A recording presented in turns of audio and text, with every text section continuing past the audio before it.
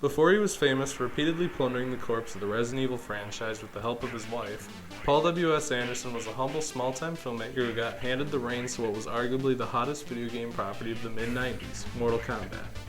This movie marked a change from the video game adaptations that had preceded it.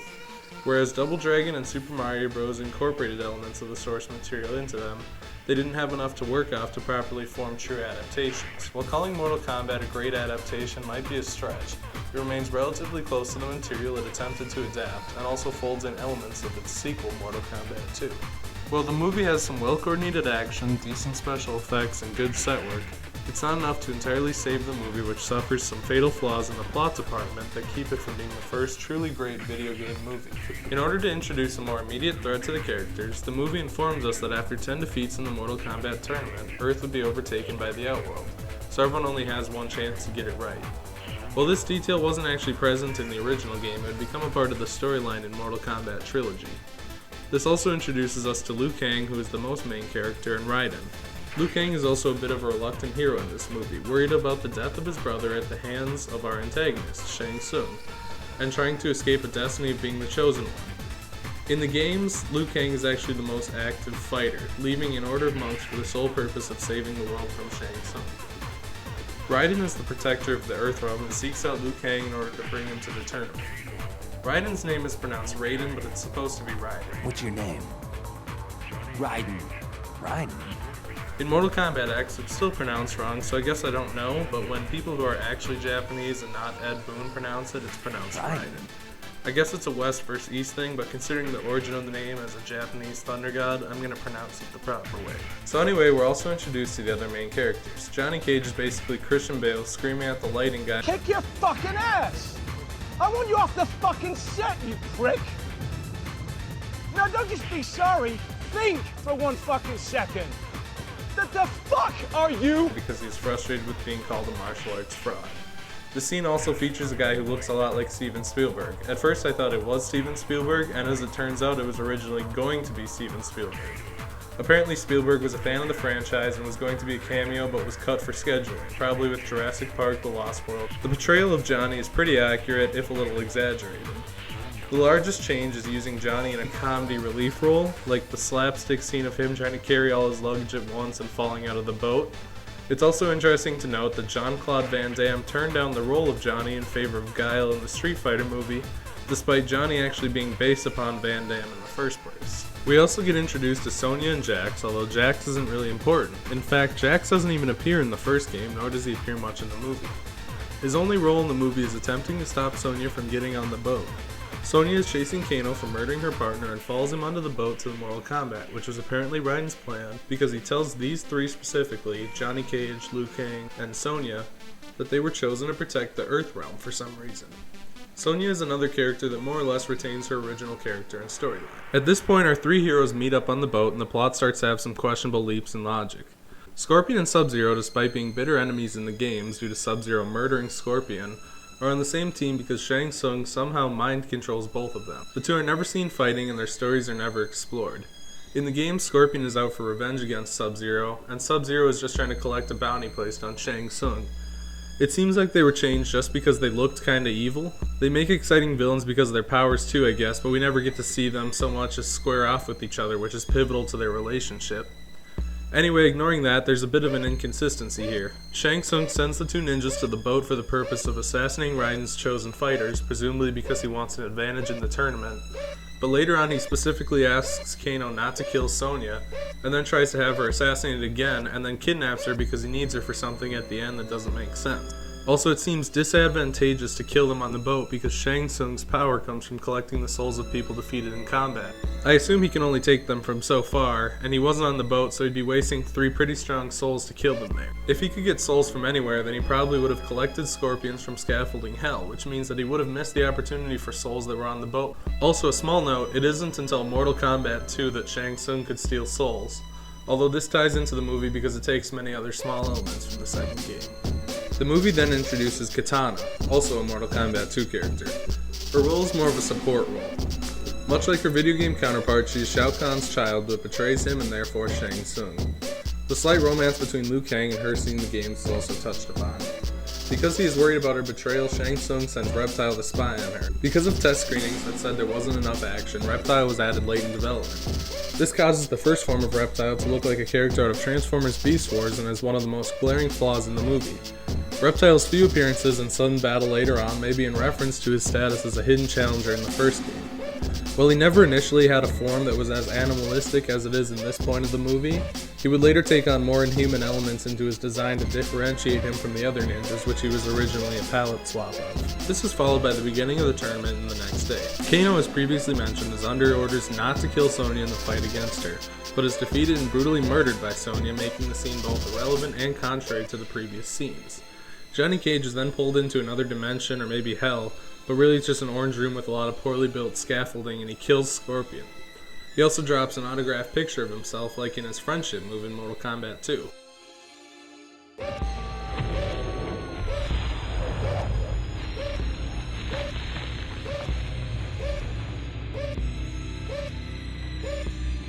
Liu Kang meets with Kitana in a small battle and she tells him the secret to defeating Sub-Zero. When he battles Sub-Zero, he displays an ability never seen in the games and forms a giant cold bubble around himself to make him untouchable. At this point, Liu Kang throws a bucket of water at him that magically forms into the shape of a spear somehow and impales Sub-Zero, killing him. This scene has so many holes in it it's hard to know where to start. First off, why wasn't Sub-Zero paying attention despite his barrier? He could have turned it off, and then when the water splashed down, Liu Kang wouldn't have had a way to defeat him because he could put it back up. He just as easily could have stepped out of the way or shattered the ice too. And that's assuming that a splash of water from a bucket would even form that shape instead of making a frozen splash of water that might bruise Sub-Zero at worst. And with that, the two most interesting fighters in the series are fully eliminated from the movie. Goro comes into the tournament at this point as well. Goro is an interesting mix of puppetry, a bit of stop motion, a costume, and some small bits of CGI that work together to make a solid, not nearly as bad looking as Reptile character. He easily defeats a guy who looks like Dave Chappelle, who I thought was Jax at first, but then I looked back and realized Jax was already in the movie. This guy is just Johnny Cage's friend or something. Our protagonists are worried that Goro is going to stomp them because he has 4 arms and is 8 feet tall, and Raiden takes a brief second to lecture them on being selfish assholes for not wanting to fight this monster for the sake of the earth. Because Johnny Cage wants some old-fashioned revenge, he challenges Goro, but this allows Shang Tsung to challenge anyone he wants later after the fight. Johnny Cage reveals his true colors as a little bitch after A. punching Goro in the balls despite it being a move in the games, B. running away from Goro immediately after, C. blindsiding and ambushing Goro, and D. pushing Goro off a cliff, very little of which qualifies as a fair fight on any level, but nobody seems to object to this cowardice and Johnny isn't disqualified. Because his muscle is gone, Shang Tsung reveals his true colors as a little bitch after A. grabbing a woman despite her plausibly defeating him, B. running away from Johnny Cage immediately after, C. changing dimensions, and D. pushing Goro off a cliff.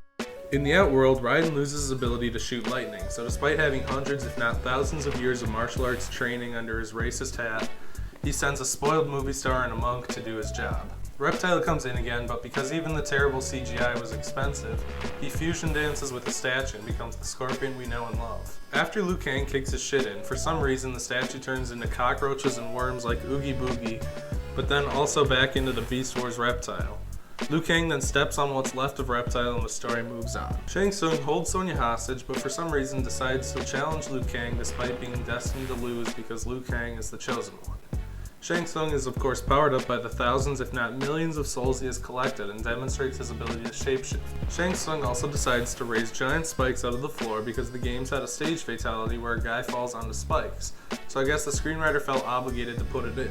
Of course, because Shang Tsung is stupid, he decides to take the form of Liu Kang's brother who Liu Kang watched get murdered by Shang Tsung. Because Liu Kang isn't stupid, he sees through the laughable disguise and pushes Shang Tsung into the spikes, releasing the souls he had collected.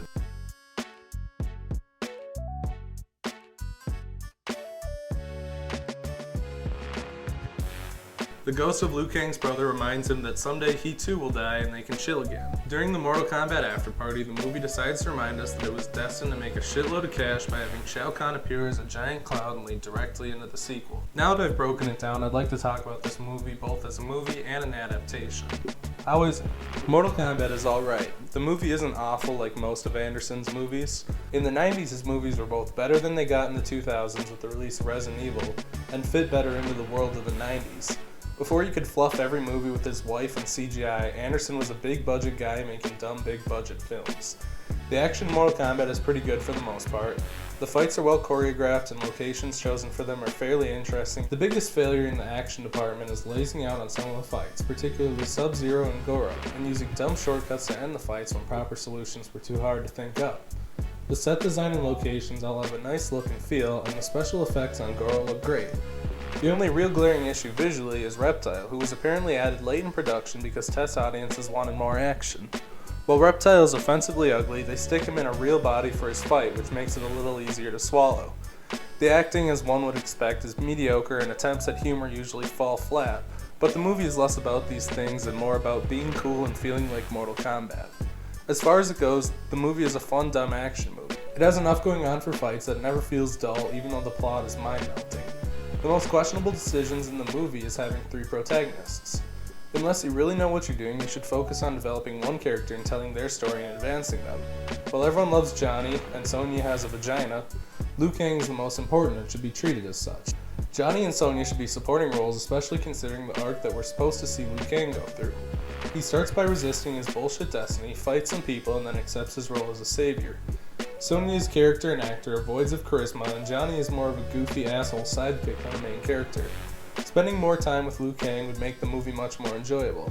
The only reason Scorpion and Sub-Zero fought for the Outworld is because the movie needed more villains, so it wouldn't be beyond belief that you could take Sonya or Johnny or one of those made-up guys like Dave Chappelle and have them get mind-controlled for a fight to bring a bit of conflict to the character of Liu Kang and an illusion that this movie has any depth. Liu Kang never faces any real character conflicts besides fighting his brother, who he already knows is dead. That brings me to the real point of this video though. How is it as an adaptation?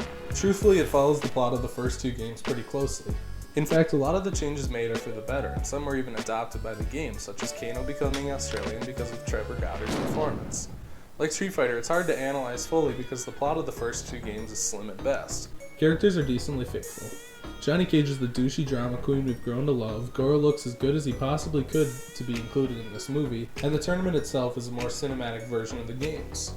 The big changes come for this very reason. The game isn't in any way cinematic. The biggest change is in Liu Kang's character. A character who never grows and just wants to kill evil people isn't very exciting in a movie. In order to give him development, the writer of the movie gave him a dead brother and made him a reluctant hero. While it strays from the source material, this is a change for the better. Without it, the movie would have even less plot or characters to latch onto.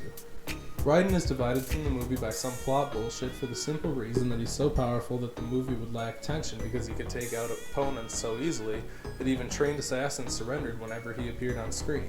It's really a shame that we never got to see him actually do anything in the movie, but it's decently reasonable because of the amount of ass pulling that would be required to make a reasonable opponent for him without eliminating Liu Kang from the movie in the final battle. Scorpion and Sub-Zero move from being assholes who hate each other to being simple, mindless pawns used only to give Johnny Cage and Sonya something to do. If you need to blatantly change characters so that your secondary characters aren't doing nothing, they probably shouldn't be central elements of the story you're telling. Sub-Zero has some new bullshit powers that cause him to get killed in the dumbest way possible. Reptile kinda plays his role as being a secret character in the games in the same way he does in the movie because he's not really a fighter until the last second. But at the same time, he's turned into a weird CGI snake lizard, and besides looking like trash, all of his scenes are kind of bizarre and out of place in the story. At least put one of the ninjas on the good side. If you're gonna waste time with pointless battles, give us what we want and show Scorpion and Sub-Zero take each other on. It's also worth pointing out that Shang Tsung doesn't die in the games, or not until Deadly Alliance years later, but it's not a very good ending if the main villain just runs off back to the Outworld to grovel at Shao Kahn's feet. In the end, the movie succeeds as an adaptation though. It keeps things intact as much as possible, only changing things in small amount in order to create a story that's actually a story.